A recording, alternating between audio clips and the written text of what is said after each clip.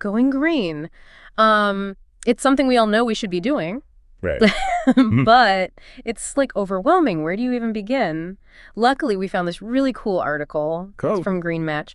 40 ways to be more eco-friendly in 2024. Okay. But don't worry, we're not going to go through all 40. We did a deep dive and pulled out the stuff that like surprised us the most. Yeah. And most importantly, the stuff you can actually do to, lighten your footprint on the planet and all that. Yeah, because we need to get to those actionable steps. Totally. I mean, have you read the latest reports from the Intergovernmental Panel on Climate Change? It's a little heavy, yeah.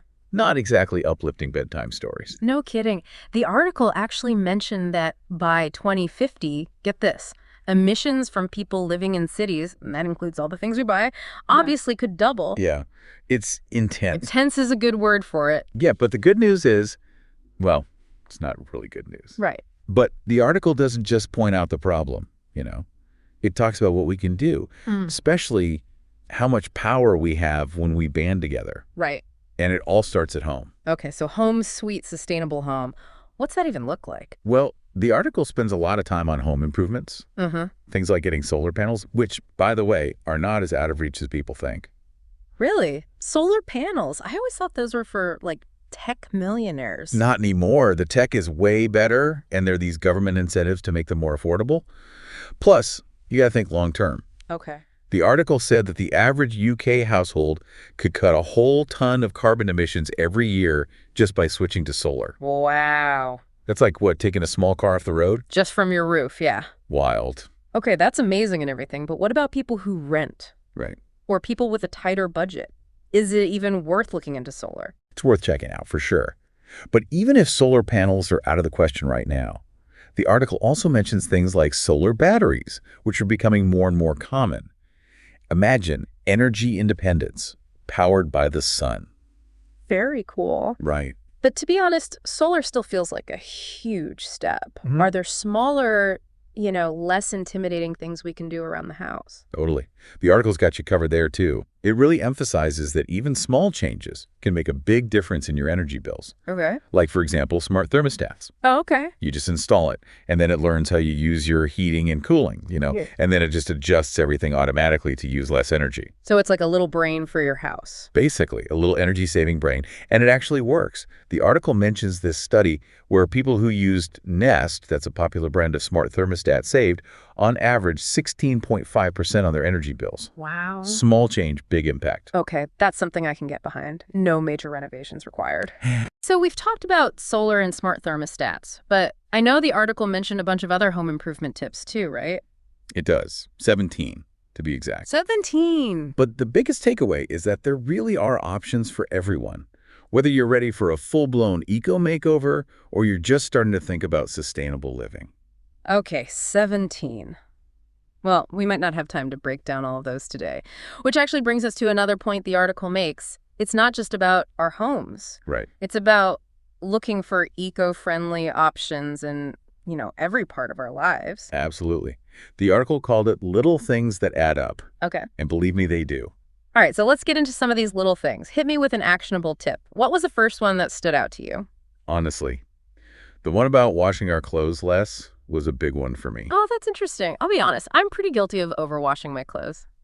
I love that fresh laundry smell. What's the big deal about doing laundry a little more often? Well, it's not just about water and energy, although that's obviously a big part of it. The article was talking about microplastics. Okay. Those tiny plastic particles that come from synthetic fabrics when you wash them. Microplastics. Okay. I've heard that term before. What does it even mean? So basically, they're everywhere. Oh. They're in the oceans, our drinking water, even our food. Seriously? Yeah. And a lot of it is coming from our clothes. Every time we wash something synthetic like polyester or nylon, these tiny microfibers break off. Okay. And they just flow out with the wash water. It's not like washing machines have, a little filter to catch them? Nope. So they end up in the environment. And they can take hundreds of years to break down. Get this. Okay.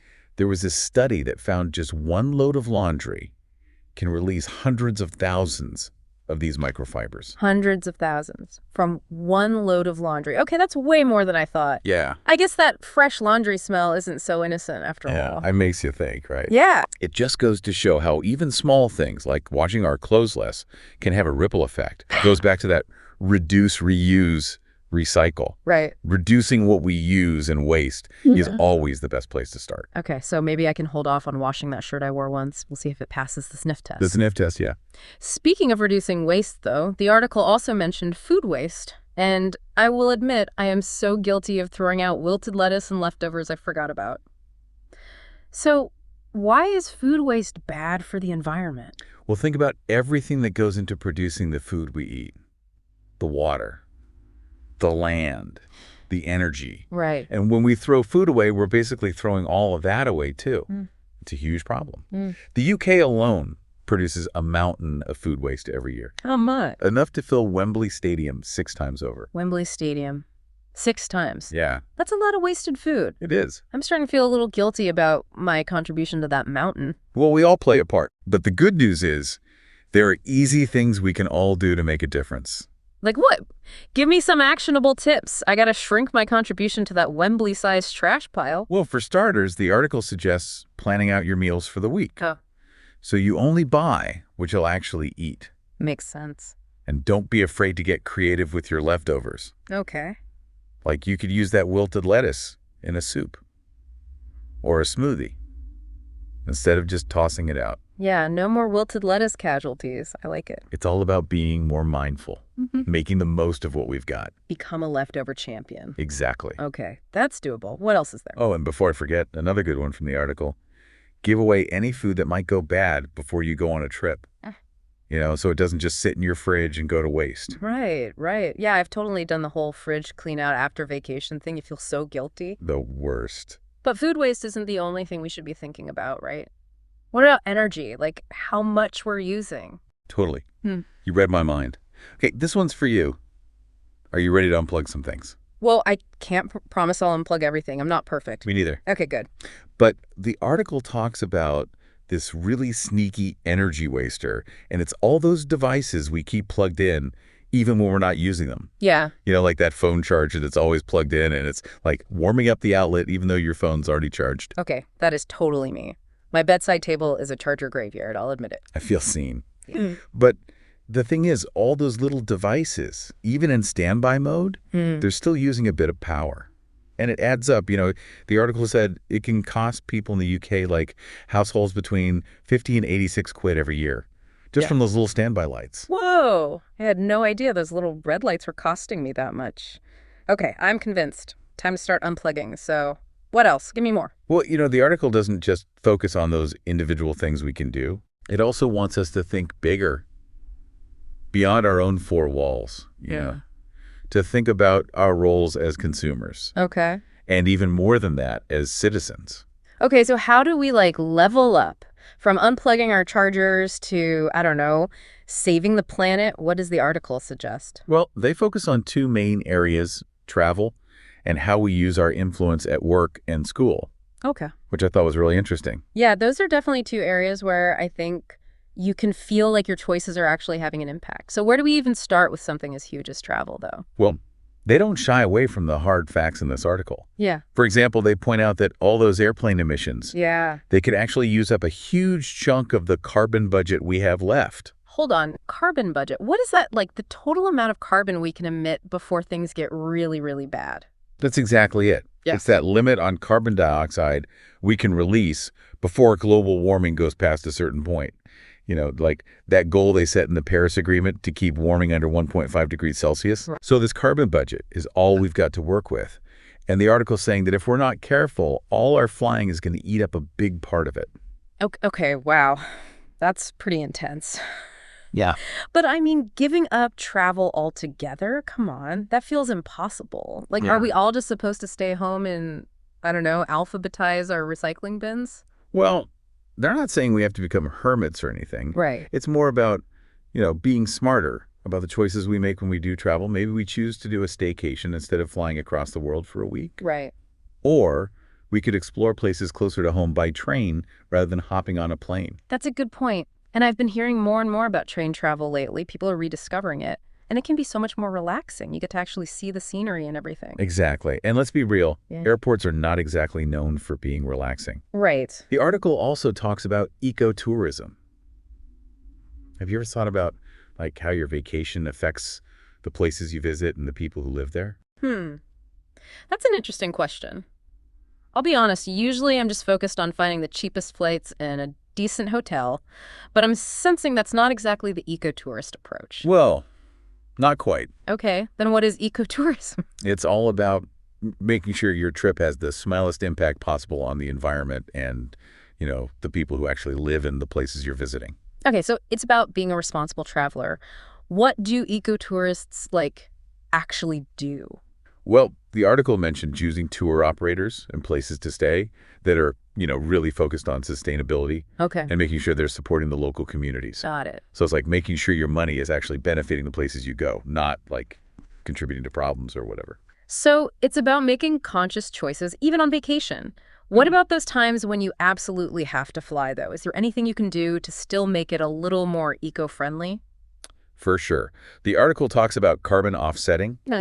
donating to organizations that plant trees or support renewable energy, things that counteract your emissions. Yeah. It's not a perfect solution, obviously, Right.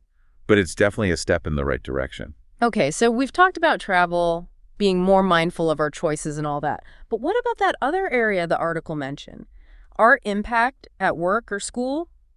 Honestly, I don't know how much power I really have to change things in those environments. You might be surprised. Okay. They talked about something that's actually a really powerful tool for change our pensions. Pensions. Honestly, retirement feels like a million years away. What does that have to do with sustainability? It all comes down to where our money is invested.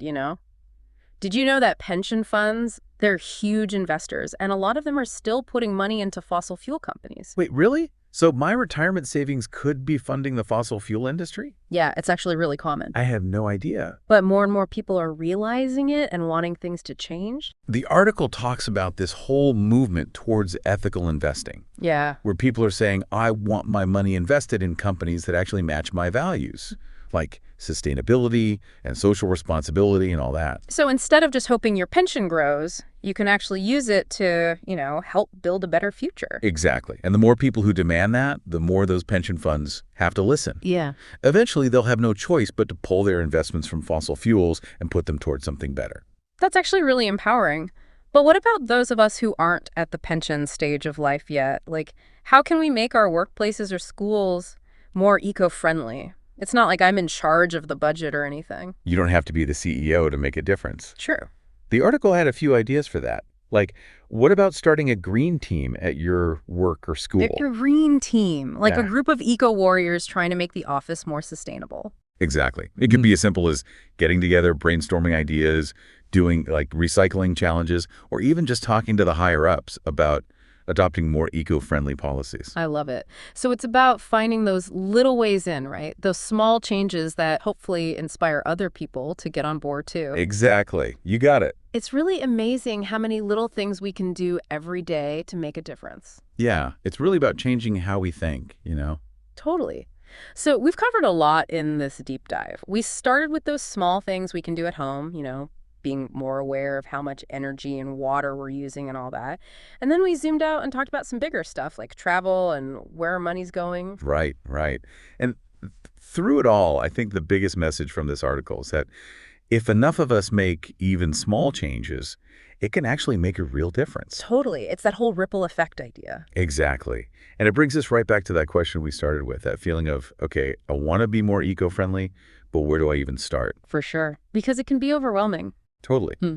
But this article, and hopefully, our conversation today, shows that there's no one right way to do this whole going green thing. It's about finding what works for you in your life Yeah. with what you have access to, right? Exactly. Whether that's getting one of those smart thermostats, looking into train travel, or just remembering to unplug your chargers when you're done with them, every little bit helps. It's like you're building this more sustainable life, one choice at a time. Love that.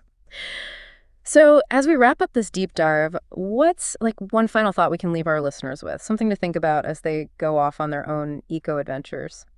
Well, the article really focuses on how we can reduce harm, Hmm. which is obviously super important.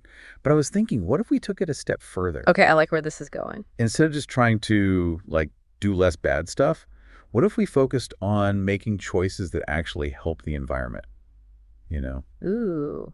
So instead of just trying to minimize our impact, we're actively trying to make things better. Exactly. Like, how can we use our everyday lives to actually heal the planet, to restore things? That's what I want people to think about. That's a great point to end on. It's not just about doing less harm, it's about actually creating a future where humans and the planet can, thrive together. Then we can all be a part of that. That's the exciting part. Well, there you have it, our deep dive into eco-friendly living. Big thanks to Green Match for the inspiration. That article was full of great tips. And remember, the